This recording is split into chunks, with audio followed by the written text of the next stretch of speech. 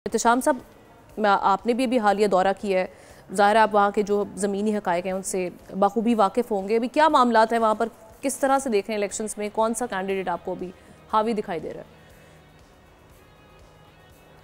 अब ना बुनियादी चीज़ तो इस वक्त ये है कि जो सारी दुनिया कह भी रही है, लिख भी रही है कि ये 2024 का जो अमेरिका का इलेक्शन है, this is going to be one of the most controversial election in the American history.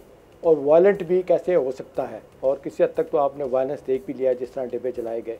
देखें अब सूरत हाल इस वक्त ये है कि ये पहली दफ़ा हो रहा है। अब देखें ये भी इन अमेरिका की तारीख में हुआ कि 2 असैसिनेशन अटैम्प्ट जो है वो ट्रंप पे हो चुकी है।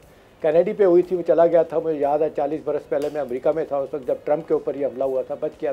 ट्रंप नहीं सॉरी रेगन के ऊपर हमला हुआ था प्रेसिडेंट पे, वो बच गया था, गोली लगी थी उसको। देखिए अब सूरत हाल इस वक्त यह है कि 75% लोग जो है ना वो जो इस वक्त अमरीकी है वो समझते हैं हमना कि उनका मुल्क गलत ट्रैक पर चल पड़ा है।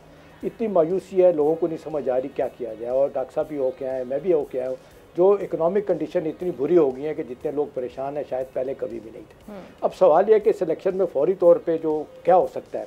देखिए वो जो 7 स्विंग स्टेट्स भी ना, उनमें अब 4 स्टेट पे कहा जा रहा है कि अब मुकाबला बहुत ज़्यादा होगा। उनमें आगे मिनीसोटा, मिशिगन, विस्कॉन्सन और पेंसिल्वेनिया हमने कहा जा रहा है बैटर ग्राउंड ये बढ़ेगा, यहाँ के ज़्यादा वोट बहुत ज़्यादा हैं और यहाँ से पता चलेगा कि किसने जीतना है। वैसे तो लम्हा ब लम्हा आप देख रहे हैं कि ऊंच नीच हो रही है। थोड़ी देर पहले ट्रंप जीत रहे थे, फिर कामला हैरिस जीतना शुरू हो गई, तो ये एक सख्त मुकाबला रहेगा।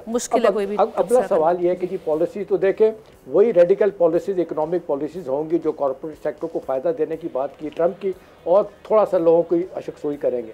और इनका कामला के बारे में यही कहा जा रहा है स्टेटस को होगा, वही जो बाइडेन की पॉलिसियाँ आगे लेके जाएंगी। दोनों जिस तरह दानिश बता रहे हैं, इजराइल नवाज है, पर आपको याद है पहले दौर में तो आपने देखा था ट्रंप ने किसी ने नहीं किया था, जो अपनी एम्बेसी जो है ना वो शिफ्ट कर दी थी, यरूशलेम ले गए थे तल अवीव से, उस पर बहुत तनकीद हुई थी। अब अगला सवाल ये किया जा रहा है कि जी एक तो यह है कि ट्रंप के बारे में लोग जिस तरह बार बार इतनी ज़्यादा गाली गलोच और उसको फासिस्ट कहना शुरू कर दिया, और वो उसका इंटरव्यू आमना जो सब जगहों में मशहूर हो रहा है, जिसकी वजह से सेटबैक होगा और हो रहा है अपना ट्रंप को, वो ये उसने कहा एक जगह पे, उन्होंने कहा I will use the army to destroy my political opponents. तो लोग परेशान हो गए कि ये क्या बात कर रहे हैं। पहले तो लग रहा था उनके बारे में भी कि वो आएंगे तो उनके अंदर एक वेंजेंस वाला एलिमेंट पाया जाता है, तो वो आके अपने जो पॉलिटिकल हरीफ हैं। और आखिरी बात हमने जो इम्पोर्टेंट बात है, अभी आप सोच रहे हैं पाकिस्तान के बारे में, मैं थ्रू आउट इसको वॉच करता रहा हूँ। मैं आपके पास नहीं आऊंगी, हम इस सेगमेंट में पाकिस्तान, किसी कैंडिडेट ने पाकिस्तान का नाम ही नहीं लिया। हमना सब्सक्राइब करें और बेल दबाएं ताकि कोई खबर रह न जाए।